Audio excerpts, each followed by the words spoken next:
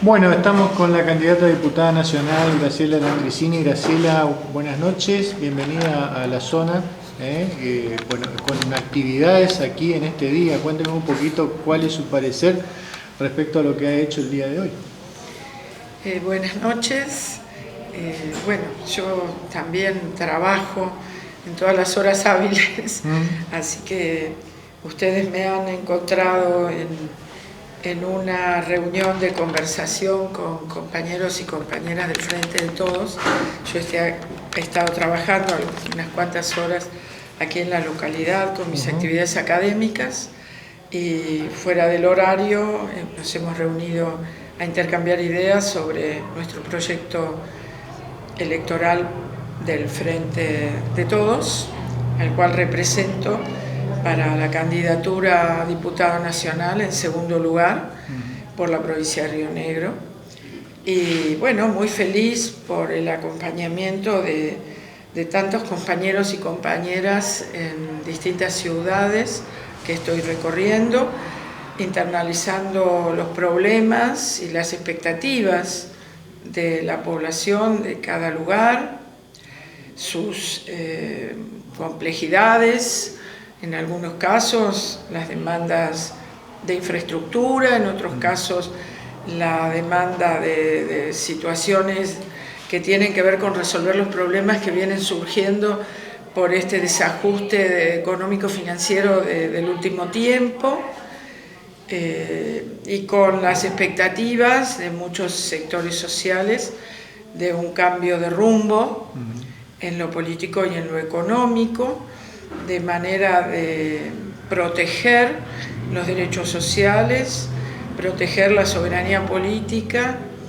y defender la producción y el empleo en el país por sobre la especulación financiera y cambiaria, y bueno, frenar la fuga de capitales y digamos y la acumulación financiera como eje de la vida social, cuando siempre nuestra historia nos ligó a una vida social centrada en el trabajo, en la educación pública, en la formación de los jóvenes, de los chicos, y en la seguridad social, que hoy está tan amenazada para jubilados, jubiladas, pensionados, pensionadas, y para las obras sociales, que están bastante devastadas por el desajuste entre el valor de los medicamentos y las prácticas médicas y los estudios de complejidad y los aportes de los salarios y las jubilaciones, claro.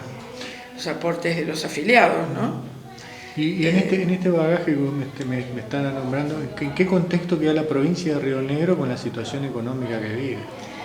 Bueno, las provincias están todas en una situación de complejidad, sobre todo de desajuste financiero, por de alguna manera la recesión que se vino acumulando en los últimos años, la caída de la obra pública nacional, más allá de que Río Negro puso en marcha el Plan Castelo. Eso ha significado algunas obras municipales, pero también un endeudamiento para la provincia al cual hay que hacer frente, y es en moneda extranjera. Para eso hay que recaudar, y ahora con esta nueva medida de la eliminación del IVA en algunos artículos de primera necesidad, que es importante para los consumidores, obviamente baja la coparticipación a las provincias, también baja la recaudación de regalías por el congelamiento del crudo, lo cual de alguna manera protege a los usuarios de vehículos por el congelamiento del combustible en los surtidores, pero bueno, las productoras bajan su nivel de actividad y lo que cobran, que es contra lo que liquidan regalías, pierde porque bueno, el valor está congelado al día 11 de agosto, el valor del dólar y el valor del crudo también. Entonces, por más que sube a nivel internacional o suba la paridad cambiaria, que está congelado a 45 aproximadamente el dólar y 59 aproximadamente el Brent de crudo, y esa combinación, las productoras, sobre todo las no integradas, están con trámites judiciales, protestas, y bueno, trabajando como arreglamento, digamos. Claro. Por lo tanto, las regalías que cobran las provincias petroleras han disminuido y las provincias pierden esos fondos que son con los que en definitiva funcionan para sus gastos de capital y para todos los gastos corrientes. Ustedes cuando asuman en la Cámara de Diputados se van a encontrar con una realidad totalmente compleja respecto al tema de la pobreza. Algo que nosotros venimos hablando en los medios de comunicación últimamente, ahora no solo con el tema de la crisis alimentaria por la cantidad de pobres que se sumaron, sino también hay que tomar en cuenta que hay 1.800.000 personas que eran de clase media pasaron a clase pobre. Ahora, ¿cómo se puede llegar a afrontar en ese contexto nuevo de gobierno que seguramente va a ocurrir a partir del 10 de diciembre? ¿Y cuáles son las leyes fundamentales que se pueden llevar a cabo para... Bueno, es parte de lo que se está conversando en el Frente de Todos a nivel de los equipos técnico-políticos.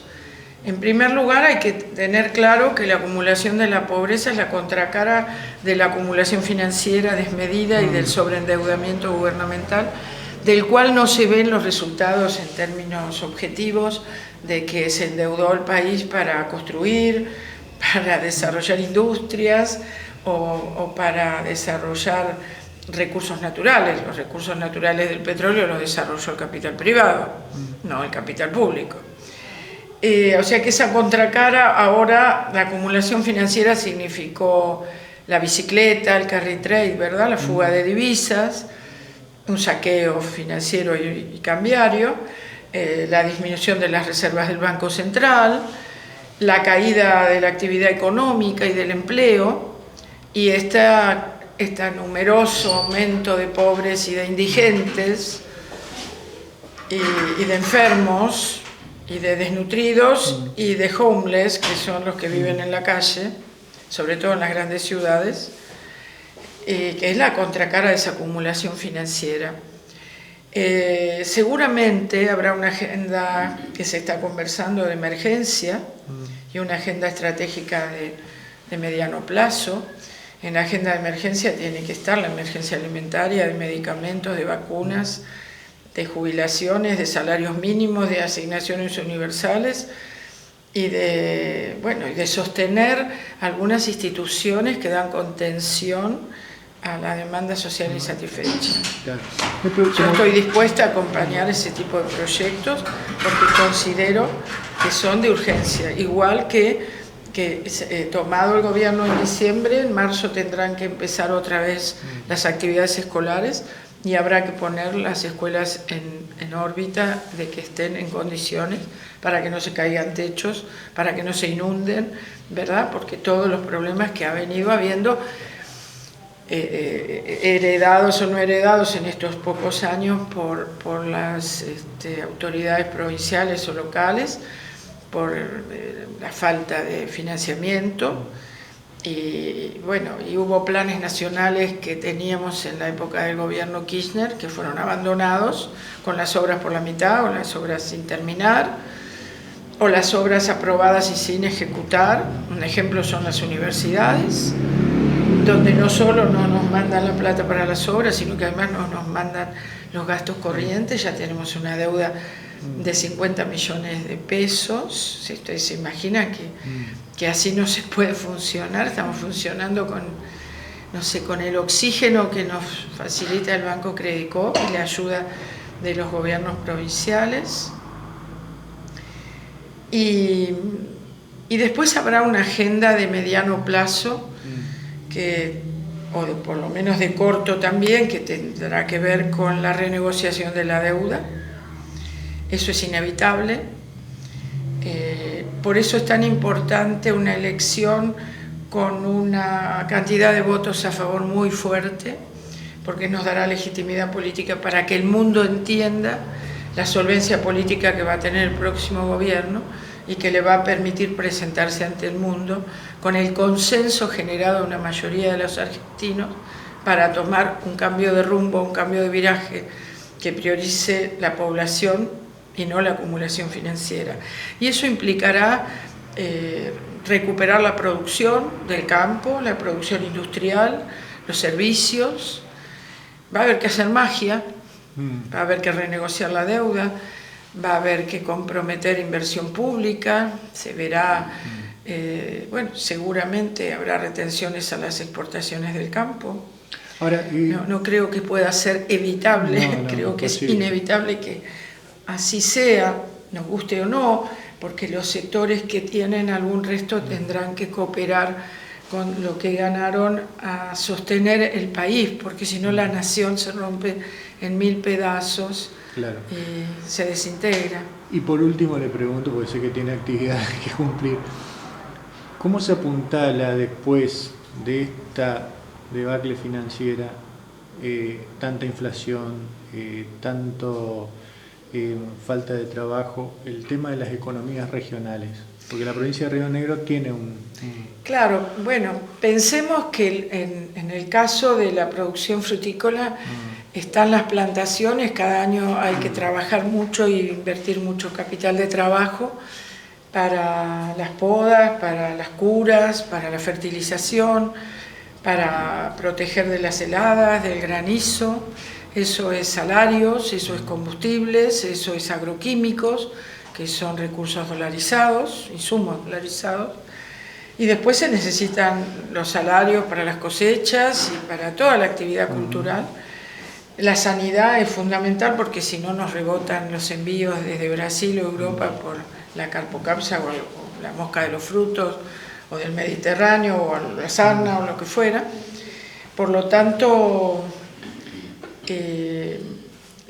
hoy hay una dificultad cierta en la falta de financiamiento al que puedan acceder los productores, porque las tasas de interés, para parar la corrida al dólar, se subieron las tasas de interés y están alrededor del 80-85%, no sé qué productor puede, pensando en que va a recuperar a lo mejor en 8 meses, si es que logra vender, si es que logra tener la fruta en condiciones y que los mercados la pagan y los exportadores la compran, puede invertir con ese plazo de ese desfasaje temporal, teniendo que ir a buscar un crédito a una tasa del 85%.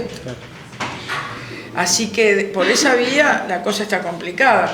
Por la vía del petróleo, hoy está este congelamiento que en el caso de Río Negro afecta un poco la producción de la zona de Catriel, en Neuquén toda la zona de la cuenca, y después los problemas financieros de las provincias a nivel de economías regionales también frenan la obra pública provincial y la posibilidad de que las provincias ayuden a la actividad económica con fondos, ¿no? Por la dificultad de financiamiento.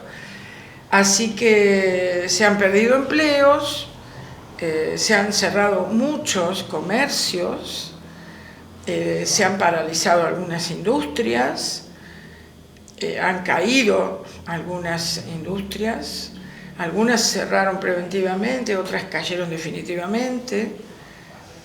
Y bueno, hay un decaimiento productivo. En el caso de Neuquén, con la cantidad de inversiones en vaca muerta que se esperaban este año, 5.347 millones de dólares, no sé si se concretará, porque esto se estimaba hasta el 31 de diciembre y el 12 de agosto, 14 y 15 cambió la realidad, así que no sé si llegarán a esos valores. Es la zona de mayor dinámica de inversión de la Patagonia hoy y no está en nuestra provincia de Río Negro. Nuestra provincia tiene un sector en la zona de Catriel y de Estación Fernández solo con el gas. Esto lo sostienen algunas compañías privadas y PF como sociedad anónima también, y Sur, en Fernández Solo, allá. Y bueno, hay que pagar los sueldos todos los meses, ¿no? La provincia tiene los gastos de mantener los hospitales, de mantener las escuelas, de mantener los servicios generales, la seguridad, que es un problema serio, y bueno, tendrán que ser, o están haciendo malabares. Y como reflexión final, ¿cómo se sale de este contexto económico a que nos llevaron? ¿Cómo se sale de manera no inmediata, porque va a costar. ¿Usted cree en el Congreso que van a tener que unificar voces, llegar a acuerdos, concordar? Sí, seguramente quienes estén por la defensa de la nación como territorio integrado y no entregar los recursos naturales, digamos, entregar el país como se vino haciendo hasta ahora. Yo creo que la elección del 11 de agosto demostró que hay una tendencia a inclinarse por la recuperación nacional en primer lugar, por la inclusión social, por el desarrollo productivo y el empleo, y para eso se necesita fortalecer el Estado, se necesita fortalecer el poder político, se necesita fortalecer un parlamento que sea celeste y blanco, con los aliados de distintas regiones del país, de algunos partidos cercanos que puedan comprender la necesidad de reconstruir el país, porque hay un concepto: un país se destruye rápido, y lo vimos. Sí. Un país se reconstruye lento. Necesitamos que los productos que vendemos al mundo se coticen bien, no depende de nosotros. Claro. Necesitamos que no haya inundaciones por el cambio climático, que no haya una sequía que nos arruine las cosechas pampeanas. Hay que construir una paz social, un pacto social, un diálogo social que permita un respeto a un tiempo en el que se puedan ir instrumentando medidas de emergencia y medidas de corto y mediano plazo. Se necesita mucha convicción, mucho comportamiento transparente, mucha comunicación con la población para decir la verdad, no mentir con las mentiras del 10 de diciembre de 2015 en adelante. Bueno, se necesita defender la patria. Gracias por haberme atendido. Bueno, gracias a ustedes.